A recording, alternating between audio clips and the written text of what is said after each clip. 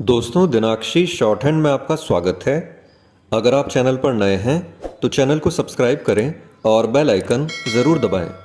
आज की संपादकीय डिक्टेशन 744 शब्दों की एक डिक्टेशन रहेगी जो कि 80 शब्द प्रति मिनट की गति से बोली जाएगी। अगर आपको इस डिक्टेशन की स्पीड को 100 शब्द प्रति मिनट करना हो तो आप YouTube पर स्पीड के ऑप्शन में जाकर स्पीड को 1.25 कर सकते हैं।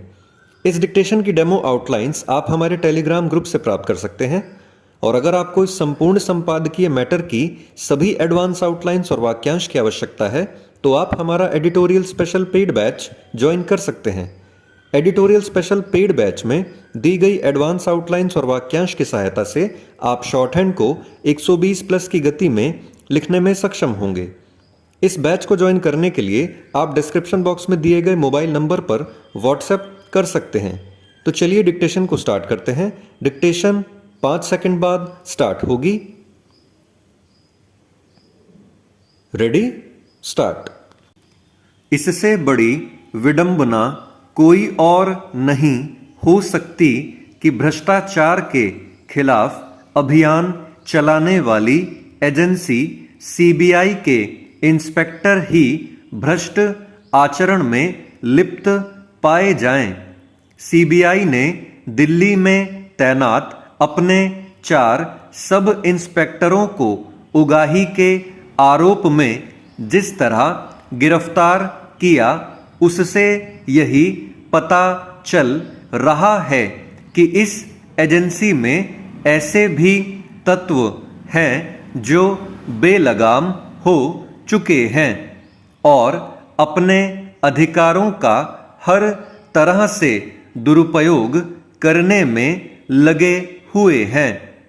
इससे संतुष्ट नहीं हुआ जा सकता कि सीबीआई ने इन सब इंस्पेक्टरों को बर्खास्त करते हुए यह कहा कि यह भ्रष्टाचार और अन्य तरह के कदाचार को सहन नहीं कर सकती, क्योंकि उसे उन कारणों की तह तक जाने की जरूरत है जिनके चलते उसके कर्मचारी अफसर बिना किसी भय और संकोच के अपराधियों की तरह व्यवहार करने लगते हैं। क्या सीबीआई इंस्पेक्टरों को जरूरत से ज्यादा अधिकार हासिल हैं या फिर उनके कामकाज की कहीं कोई निगरानी नहीं होती? इन प्रश्नों पर गंभीरता से विचार विमर्श किए जाने की जरूरत है। बर्खास्त किए गए सीबीआई के 4 सब इंस्पेक्टरों को चंडीगढ़ के एक कारोबारी को धमकाकर उससे 25 लाख रुपए मांगने का आरोप है। यह बेहद गंभीर मामला है। यह कहना कठिन है कि यह अपने ढंग का इकलौता मामला है या फिर इसे अपवाद की संज्ञा दी जा सकती है, क्योंकि इस तरह के प्रकरण पहले भी सामने आ चुके हैं जिनमें सीबीआई कर्मचारी और अफसर अवैध काम करते अथवा भ्रष्टाचार में शामिल पाए गए हैं। दुर्भाग्य से इनमें कुछ शीर्ष स्तर के अफसर भी रहे हैं।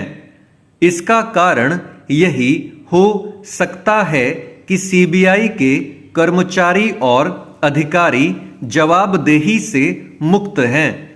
ध्यान रहे कि जब भी कोई जांच एजेंसी पारदर्शी ढंग से काम नहीं करती और वह जवाबदेही के दायरे से भी बाहर होती है तो उसके कर्मचारियों और अधिकारियों के बेलगाम होने का खतरा कहीं अधिक बढ़ जाता है।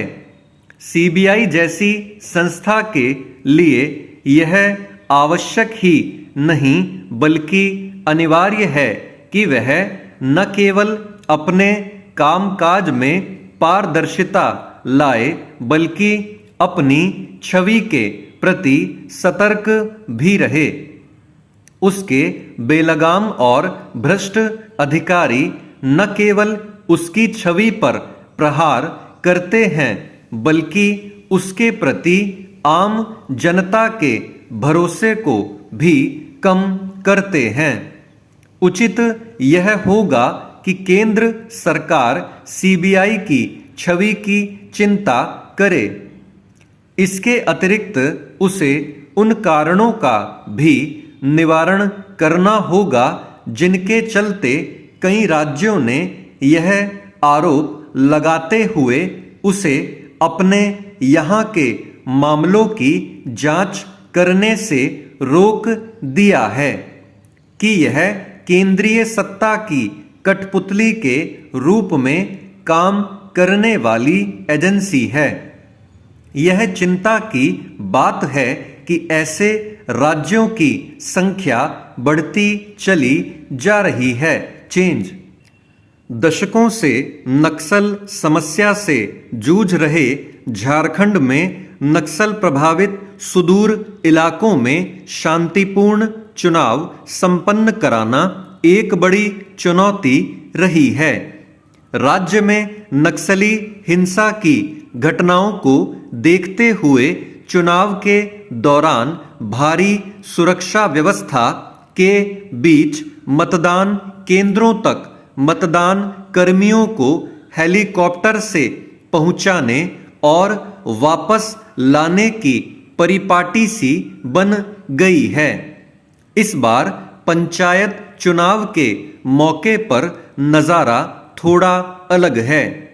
पलामू समेत कई जगह लगभग 2 दशक बाद पहली बार ऐसा मौका आया है जब पोलिंग बूथ तक मतदान कर्मी चॉपर से नहीं भेजे जाएंगे।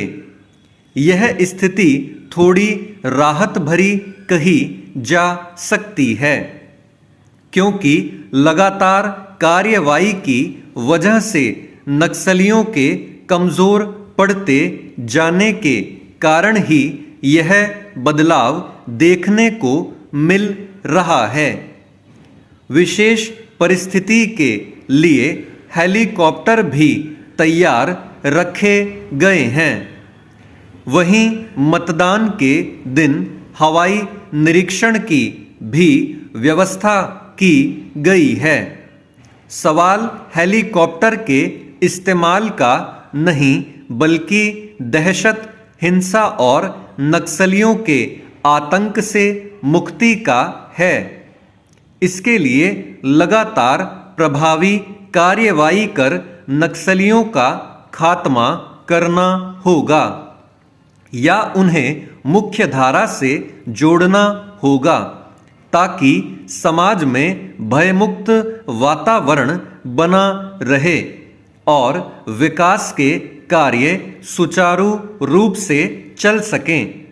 अशिक्षा, बेरोजगारी, अविकास जैसी समस्याएं और परिस्थितियां नक्सलवाद को खाद पानी देती रही हैं। हमें इन वजहों को पहचान कर कमियों को भी दूर करना होगा। साथ ही ग्रामीणों को जागरूक करना होगा कि वह नक्सलियों के बहकावे में नहीं आएं, लोग हिंसा का रास्ता नहीं चुने और जो हिंसा के रास्ते पर चल पड़े हैं वह वापस मुख्य धारा में लौटें। इसके लिए निरंतर प्रयास भी करने होंगे। व्यवस्था की कमजोरी के कारण नक्सली सिर उठाते रहे हैं। इन कमजोरियों को दूर करना आवश्यक है।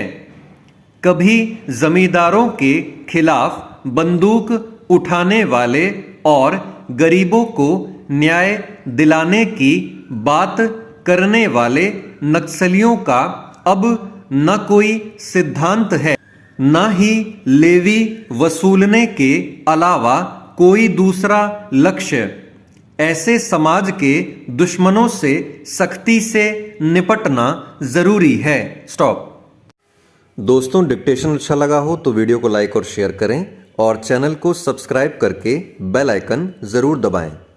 इस डिक्टेशन की आउटलाइंस आप हमारे टेलीग्राम ग्रुप से प्राप्त कर सकते हैं। तो चलिए अब आपसे अगली वीडियो में मुलाकात होगी। तब तक के लिए धन्यवाद।